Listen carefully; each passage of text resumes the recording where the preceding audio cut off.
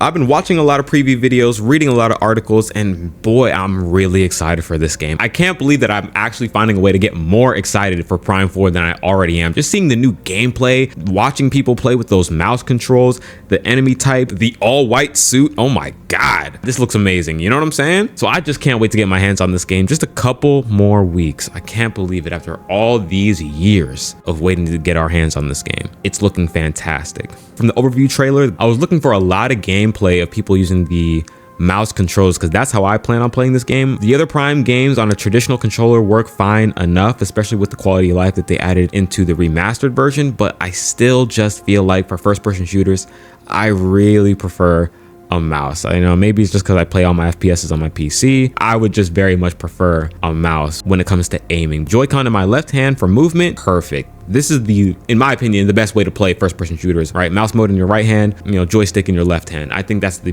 best combination. So I'm really looking forward to that. Can't wait to try that out. I don't know why a part of me was still holding out that there would be some kind of online multiplayer mode, like a Prime Hunters mode, 4v4, hop into game chat, you're battling it out. Like, I don't know why I was like holding on to that. That's never happening. like that's just not gonna happen. I see it now, but was kind of hoping for that. Didn't get it, but the game looks great. December 4th. Fully on the cartridge, so you all better buy it. Oh yeah, the visuals look absolutely amazing. Bike gameplay, especially against that giant sandworm or sand monster, whatever the hell that was, that looked amazing as hell. Seeing all the different NPC characters and seeing their faces, like seeing the color in their eyes and the light, and it just I'm like, wow, these character models are beautiful. And again, this is still just a Switch 1 game. Like, this wasn't built from the ground up for Switch 2, and the game looks amazing, especially when we all get our hands on it and get that 120 FPS frame rate. Like, that's really setting a high bar. I think people are going to be really surprised at just how beautiful this game is. All right, we got some losers on Twitter saying nonsense. Oh, this looks like a PS3. PS3 games look better. Uncharted 3 looks better, or whatever the fuck. When we get our hands on this game and we all get a chance to see it in person, it's going to blow away a lot of people. A lot of people that were already going into this feeling like it would look and run well, and getting a chance to sit down and play it from the previews, at least that I'm seeing, it sounds like it's even blowing away people's expectations that already had them very high to begin with. You know what I'm saying? And that's just really nice to see. It's really nice to hear. Of course, it's going to look and run great. It's retro, it's Metroid, it's been in development for almost a decade. It better look and run great. So I'm not too surprised about that, but it is really nice to hear coming out of these previews. But obviously, a lot of people complaining. This what is this dude's name? This Mackenzie character, and how talkative he is. And I can kind of understand what people might be saying. If a character is pointing out very obvious things, I'm sure that could get annoying to a degree. But we got to remember, they played this for like 45 minutes to an hour. This was clearly the tutorial section. Every time I go back and look at the overview trailer, every time we see this Mackenzie character, it's quite literally in the only beginning section of the game that we know about. So I don't think he's going to be around for very long. I think previewers are just blowing things out of proportions, as usual. I don't think it was nearly as bad as people are making it out to be. Any negative news surrounding a Nintendo IP or a Nintendo game or a game on a Nintendo system is just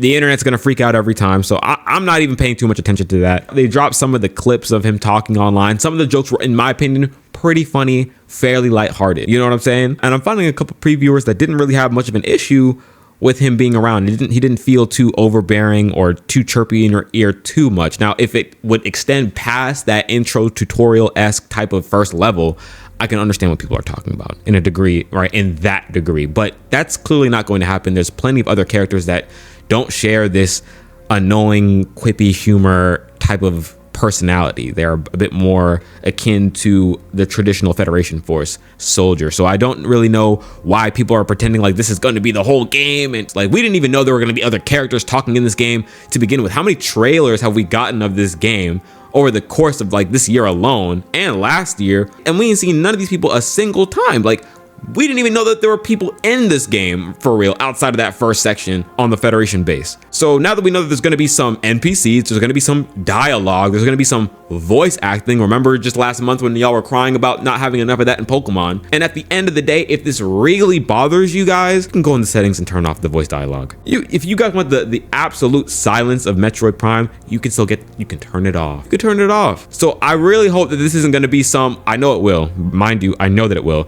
But I really hope this doesn't end up being oh my gosh, this is basically Atreus from God of War, because that was also some nonsense to complain about. Like, oh my god, there's people talking about my Metroid game 7 out of 10. Please spare me the I want to be that site that gives Prime 4 a mid score because one character in one mission talked too much. Like, it's not a big deal. I don't think this is the end of the world. I love how this one character is getting the spotlight outside of the visuals, outside of the frame rate, the resolution, the graphics, the gameplay. Like, everything else is taking a backseat to this Mackenzie character during this preview event. I think that is crazy. Could they tune it down between now and then? I'm sure they could, but you know, in classic fashion, there's no pixel counting to complain about or laugh at. There's no textures to point at and crack jokes about. You know what I'm saying? There's no frame rate to mock or compare to last gen consoles. So we have to talk about this Mackenzie character. Like, whatever. The game looks great. I'm really excited about Prime 4. We're just under 3 weeks